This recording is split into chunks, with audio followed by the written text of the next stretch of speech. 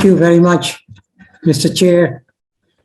It's a good afternoon from Glasgow. I'm very pleased to join this seminar.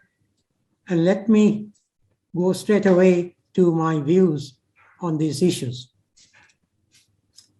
First, in the water professions, we are extremely good, in fact, superb, to say that business as usual is not an option. But we behave, at least for the last 50 years, as if we have no other option. There are plenty of options available.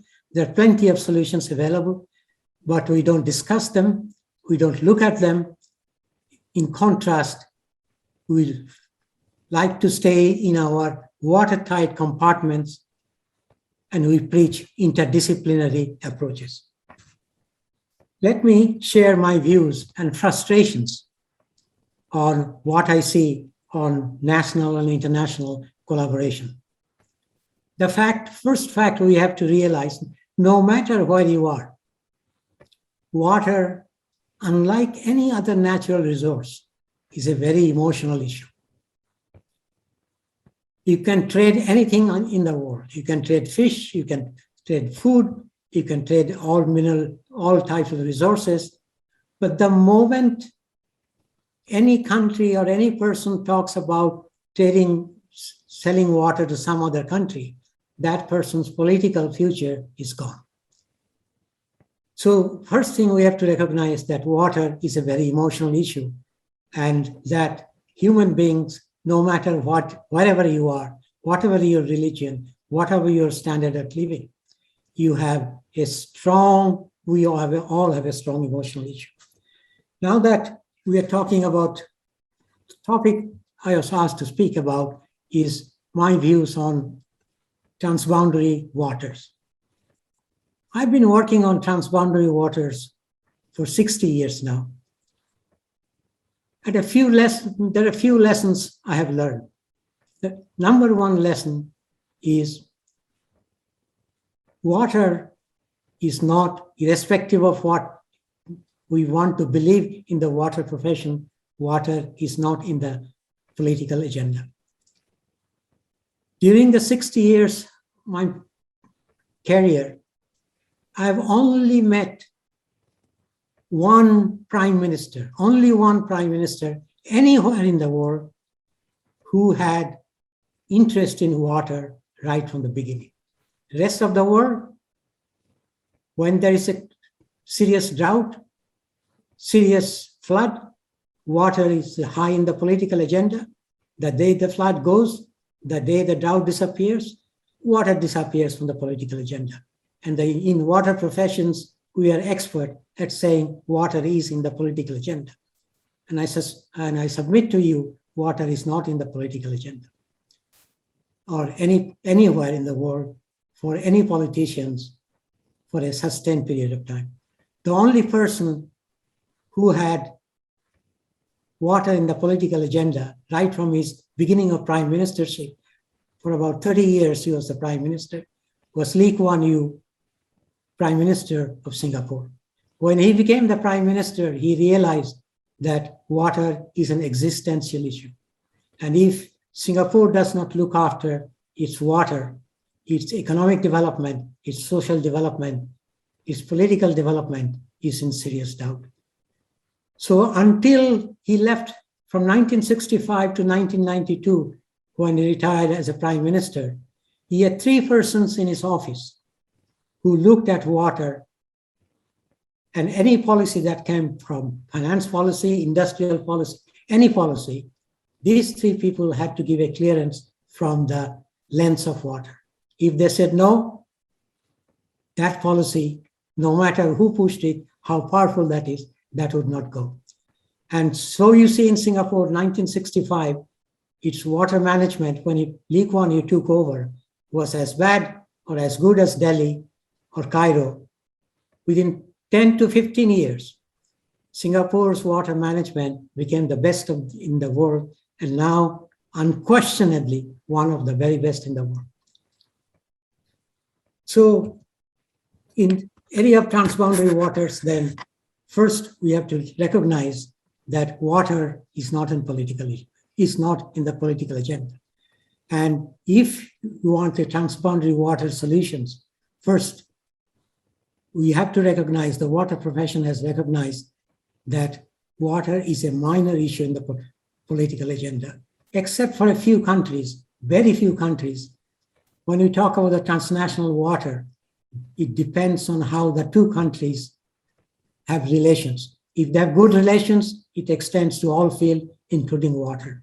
If they have no good relations, water is generally probably 10th or 15th in their agenda, not at the top. So that is one thing we have to recognize, that water, irrespective of the rhetoric, is not in the political agenda unless there is a problem, and that's for a short period of time. Now, in the developing countries, one of the biggest problems I see is we talk about water, but we don't talk seriously about water demand management. Take Singapore. Singapore's per capita renewable water availability is less than 300 cubic meter per person per year. World Resources Institute decided to put Singapore along with the 5 countries of the Middle East to be seriously water constrained. And Singapore government and some UN organizations and the World Bank said Singapore is water stressed.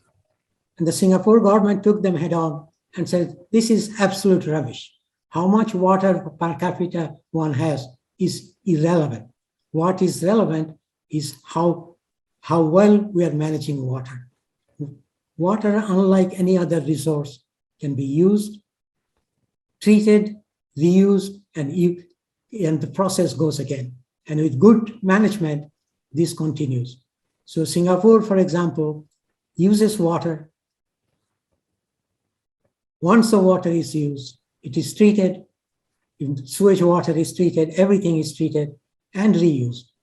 And even though its per capita water consumption is 1/3 of what the international organization says is necessary, that is 1,000 cubic meter per person per year, Singapore never faced water problem so far, unlikely to face a problem because of its good management. So my suggestion is in the international arena, we talk about the treaties. What is important is how do we develop living treaties? Living treaties means treaties that changes with time. Unfortunately, most of the water treaties, virtually all of them, have very specific quantity requirement that country X wants this much water, country Y gets that much water. That is not the way to go. We are coming to this, I am coming to the situation now.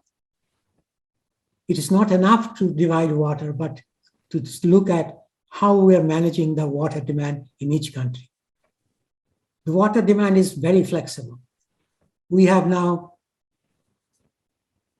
large multinational corporations whose water footprint is not even zero, it is minus. For example, Nestle, one of the world's largest food and beverage manufacturing company, in many of their factories now, with the good management, good technology, they do not extract any water from the environment to run their factories. How do they do that? One of their main ingredient is milk. Milk contains 86% water. Before, this water used to be evaporated to formulate condensed milk or the powdered milk. So in several factories of Nestle now catches this evaporated water, as a result of which from the milk supply alone, they don't need any water. And in countries like Mexico, after running their factory, they're actually providing extra water from milk to other factories who need water. So basically, my suggestion to all of you is we need to take a look at how we are looking at water. There are solutions.